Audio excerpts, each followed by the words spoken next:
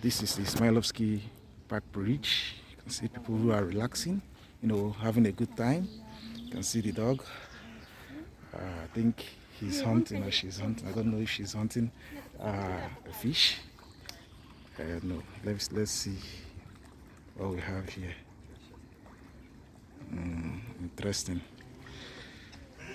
I'm actually going towards the inner part of the park. Let's see what we have there. Let's go together. See what we have there. Okay, this is front view of the park. As you can see the dog still moving. I don't really know what to say about this dog. Actually interesting to watch a dog swim. I don't know if it's actually swimming or just taking a walk in the park, in the stream. Okay, now let's go towards the pond to see if we can, make some shots there and show you guys what the pond in Izmailovskiy Park looks like. All right, let's go there. For cyclists, this is the bigger lane is for the pedestrians who often take walks during free time, relaxation, evenings, weekends. You get right. But this other lane is for cyclists, people who ride bicycles, scooters, and electronic bikes and all that. You can also see people who just walk just for fun. Okay, so let's keep going. It's, I think, about 200 meters from my current location, so I hope you guys don't mind if we talk about one or two things. Okay, what do I like about visiting the park? Yeah, the first thing is I think it gives me peace of mind, seeing nature, getting to inhale fresh air, the greenery. In fact, nature is beautiful. The trees, the plants, and also people relaxing with their loved ones and all that. I think nothing actually beats that. See some cyclists cycling.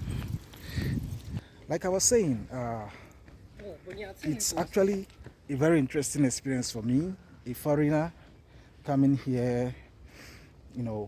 I don't really have much time because I often go to work in the morning. I have a few hours break in the afternoon, go back to work in the evening. So sometimes when I have free time, like during the weekends, especially Sundays, I try to leverage the opportunity to visit places where I rarely go to. Especially I like going to parks. I like going to see things myself, like the museum. I like just casually walking, admiring places. It's not often easy, but then I try to make out time for this because it's very important for our health as humans. You don't just walk every day, Monday through Sundays, and there is no time for fun. No, it doesn't work that way. So that is why I often try to see if I can make out little time to visit such places. All right, guys. Now at the lake, just by the lakeside, you can see the goose swimming. You can see the kids admiring the goose. How interesting is this? This is one of the things I really admire. Enjoying how these creatures, spend their time. It's obviously very, very interesting to see. I think during the summer period, these goose are let out. They stay here all through the summer and the fall, and then during the winter, I think they are taken out and kept in a special place. So it's actually very interesting to look at these animals, how they feed, what they do, swim, flapping their wings, and also see how, take a good look at their legs flapping in the pond or lake. This is obviously very interesting to see. Now I think I'm gonna take another walk. I think there is another pond or lake nearby. Let's see what we have there. Okay, let's go, guys. I'm at the second section of the lake. Now, at this section, there's an inscription, a sign there, over there. I'm going to show you guys the sign because in this place there are laws governing the rights to using this lake. Okay, let's see what we have here. It's written in Russian. It said, "Kupatsia zapreshna," meaning do not swim. This inscription is because of, I think it's because of the safety of everyone, because these are artificial lakes, and these lakes, I think they were built, or created just for relaxation.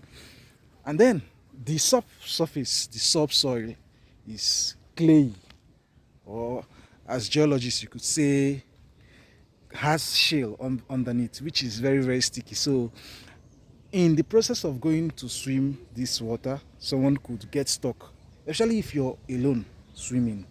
It's highly dangerous and not advisable.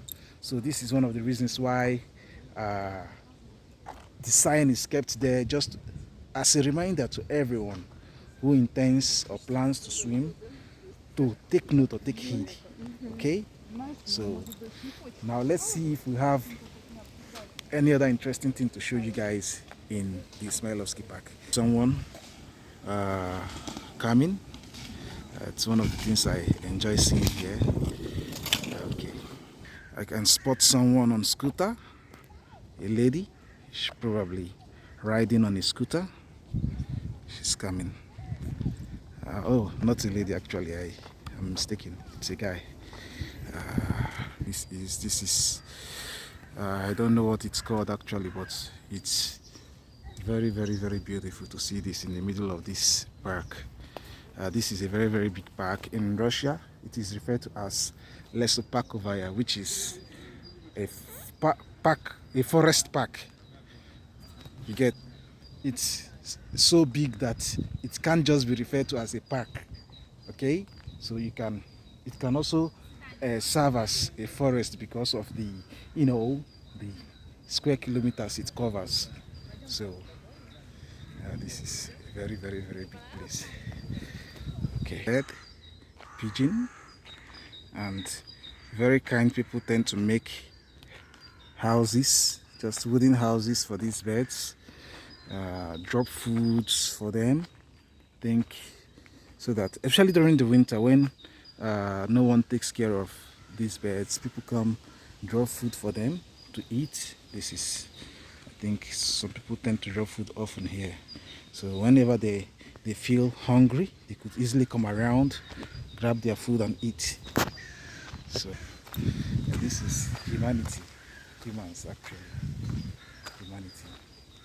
Isn't it interesting to see? I believe it's very interesting to see how kind people could be, taking care of these animals who actually they could fend for themselves, but then sometimes with the help of humans, these birds could feed, especially during difficult periods or seasons. Here, different, it's good pass for forgotten bush marigold, I think. Bush marigold. There are lots of these kind of plants in Africa. The bush marigold. I've forgotten what this other big one is actually called, but I think I actually like this. I like this. Very beautiful. Even this one, umbrella siege. No, this one looks like umbrella siege. I don't actually know what it's called. There are lots of species of plants, botanical species here in Russia. So, okay, guys, I think we'll be rounding off our video for today. I hope you guys enjoyed the little walk with me. Sorry guys, I wasn't able to show the second lake because I couldn't locate the actual position, the place where the lake is, but it doesn't really matter. At least you've seen the lake, the big, not the big, I think there's a bigger lake here, but the main thing is that you've seen the actual one that contains most of these geese, and you've seen how these species, how they react, especially when humans are around, probably giving them food, what to eat and all that. Also, I think we're able to see those birds and, you know, uh, the houses built by human where they could easily drop food for these birds and so that they could eat. So I believe it's really, really interesting to see all this. And I'm really glad and hopeful that you've watched. Those who made it this far, I'm glad and very thankful. Okay, so from time to time I'm gonna be doing more videos to show people some part of Moscow. This is Moscow, actually the capital of the Russian Federation, not just a very big city. This is an ecosystem of its own. So I don't know if there are cities in the world with such massive forests within the city, that's within the city itself. You know, this forest is located in the northeastern part of Moscow, which is something that is very, very interesting. And I think this forest also helps in maintaining a balance between the air quality of the city. Okay, it really helps to maintaining the air quality index of the city, because Moscow is one of the cleanest cities in the world in terms of air quality index. So, and this is why it's very, very important to have forests, such parks and forests in most big cities, especially industrialized cities. So thank you for watching and thank you for coming this far. And to my Russian friends, moi русский друзья, я очень благодарен. Я извиняюсь, что такой видео сделаю на английский, но прости меня, это общее видео, поэтому я использовал по-английски.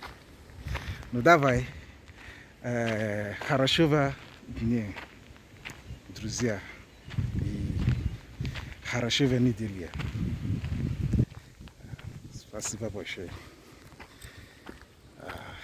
До свидания. Мы будем на связи. Да. Пока-пока, друзья.